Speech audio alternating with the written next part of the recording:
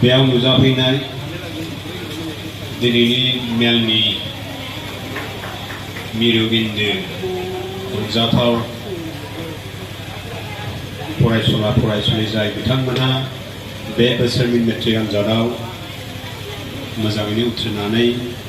बे फरायसालिनि नामखौ गोजौआव थिखोनायाव मदद खालामबाय जाय फरायसाफ्रा गावसोरनि बिमा बिफानि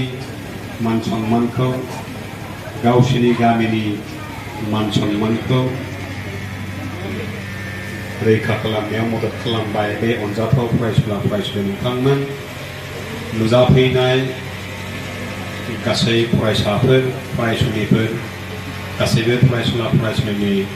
दिथागिरि बिमा बिफा बिदा बिब' नुजाफैनाय नोंथांमोन आरो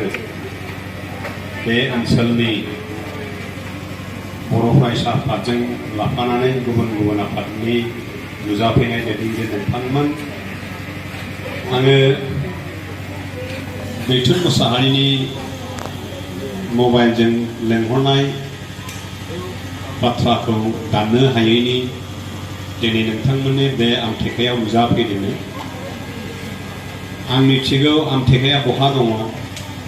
आमटेकायाव बबे बबे लामाजों बेखौ फैयो बेखौबो आं मिथिगौ बबे लामाजों फैयोब्ला मा हाखर मोनो बेखौबो आं मिथिगौ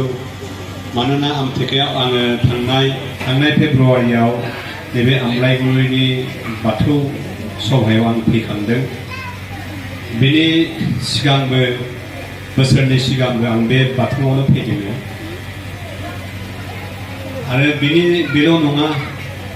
आं बे आमटेका ओनसोलनि सासे सिनायजानाय सासे व्यक्ति आं बेनि अनगायैबो बे ओनसोलजों फैबाय थायो खेबनै खेबथामसो फैबाय आरो बेनिफ्राय बुंथावनांगौ जाहैबाय आङो क्लास 6-7 फरायनाय समनिफ्रायनो आं बे आमटेका खैला मेला आमगुरि बेफोरजों आंहा सिनाखि दंजोबो आङो क्लास 6-7 फरायब्ला गामिनिफ्राय आमटेकासिम खैला मेलासिम फैनानै मैसो बेदर एवनाय जानो फैग्रामोन जोङो आङो बारा गोजाननि मानसि नङा दिनै आं क'क्राझाराव थायोब्लाबो आंनि सिनाखिया क'क्राझारब्लाबो आङो बर' बाजार गालापारानि मानसि जानो हागौ बेवहाय बर' बाजारनि खाथि खाला गामिनि साबा सानै गार्जेन बयबो दङ बेनिखायनो आंनि उन्दै जिबना कलेज फरायनायसिम आङो बिजिनि मानसि हाई स्कुल फरायनायसिम आं बर' बाजारनि मानसि गालापारानि मानसि बेनिखायनो आं बे ओनसोलखौ मिथिजोबगौ खना खनला लामाखौ आं हाबजोबाखैबाबो बे बराबर लामाखौ आं मिथिगौ जायखिजाया माने फैगाफा हाखर मोनगाफा मथरा दाउ सौदावगाफा आं खनसेबो गाफा बिदि फैयै फैयै आं सफैदों आं दैथुननो खोथा होदों आङो 9थायाव सहैगोन किन्तु 9थायाव सफैद्रायाखै आङो 9:15 ना 9:10 सफैदों 9:15 सफैदों आं टाइमखौ बारा हेरफेर खालामा आङो दैथुननो बुंदों आङो 9थायाव सहैगोन 9:30 प्रग्राम खालामगोन 11:30 आङो ओंखाम इसे जानानै द्रप फैफिनगोन आङो 11:30 थांफिनगोन होननानै दैथुननो बुंखादों आंनि सिनायथियाव नोंसोर मोनखाबाय आङो कलेजनि प्रिन्सिपाल कलेजाव खामानि दङ बेनिखायनो आङो थांफिननानै कलेजाव खामानि मावफिनगोन आंनो 2 घन्टानि लामा 2 घन्टा समय लायो लामाया दा बे खस्थ'खौ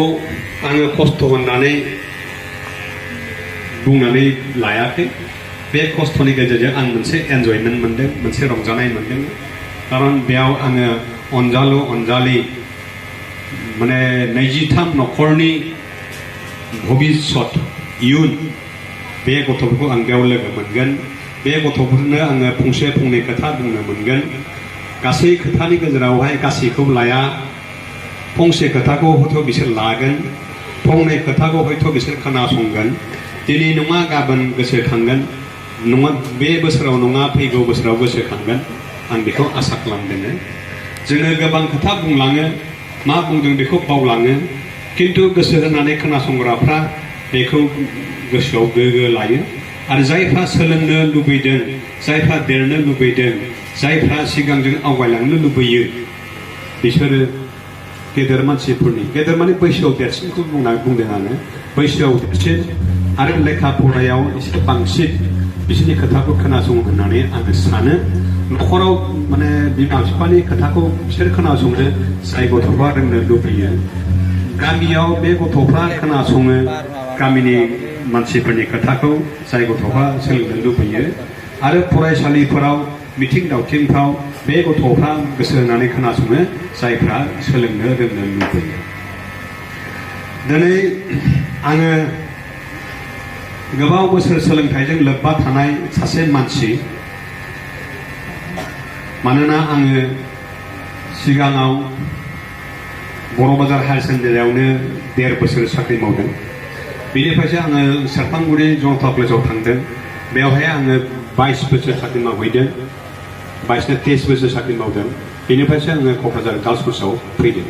फोरोंनायजों आंहा लोब्बा दङ बेनिखायनो सासे फोरोंगिरिया मा लुबैयो सासे फोरोंगिरिया गावनि लुबैनायखौ मोननो थाखाय गथ'फोरखौ बोरै फोरोंनांगौ बोरै आदर खालामनांगौ बे गथ'फोरनिफ्राय गथ'फोरनि जानाखि अख्रा आखुथाय बेखौ बोरै जै खालामनांगौ बोरै देरहासार खालामनांगौ बेनि मन्त्रखौ आङो गोबां नङाब्लाबो एसे मिथिगौ बेजों लोगोसे आङो दुलाराय बर' फरायसा आफादजों थाफानानै खामानि मावो बर' साहित्य सभाजों थाफानानै खामानि मावो बेनिखायनो बे आफादफोरा समाज फोसाबनायनि मुङै राव थुनलाइनि मुङै बायदिसिना फालिथायनि सोमोन्दो लानानै लेंलांनाय जथुम आफादफ्रावबो जों थांनानै फंफा फंनै खोथा बुंहैयो मानोना आंहा मोनसे बिबान दङ होननानै आं सानो आङो बर' समाजनि सासे लेखा गोरों जाबाय आं बर' समाजनि सासे बैसो जानाय जाबाय दानोना आङो 52 बोसोर 52 बोसोर जाबाय आंहा बैसो जाबाय बेखायनो आंहा बुंनो हानाय मोन्थाय बुंनो हानाय रोंगौथि आंनाव दङ होननानै आं साननानै लाङो आं सासे प्रिन्सिपाल डक्टरेट डिग्री गोनां MA पास आं लेखा गोरों आंहा बुंनांगौ दङ होननानै आं सानो बेनिखायनो आं बुङो दा बे बुंनाय खोथाफ्रा आंनि खोनासंग्रा अनजालु फरायसा फरायसुलिफोरनि गोसोआव बेसेबां नाङो बेसेबां नाङा बेखौ खिन्थु आं गेरेन्टि होनो हाया दा बाथ्राया फैबाय दिनै नोंसोर मोनसे गान्थि गेवबाय मोनसे जांख्ला गेवबाय बेनो जाबाय गोजौ सोलोंथाइ लानो थाखाय दावबायनायनि हाथियारखौ नोंसोर मोनबाय गोजौ सोलोंथाइ लानो हानायनि टिकेटखौ नोंसोर मोनबाय दिनै टिकेट गांफा मोनबाय बे टिकेटखौ लानानै नोंसोर बबे ट्रेनाव गाखोयो बबे एर'प्लेनाव गाखोयो बबे नावआव गाखोयो बे नोंसोरनि बासिनानै लानायनि गेजेरजों फैसिगोन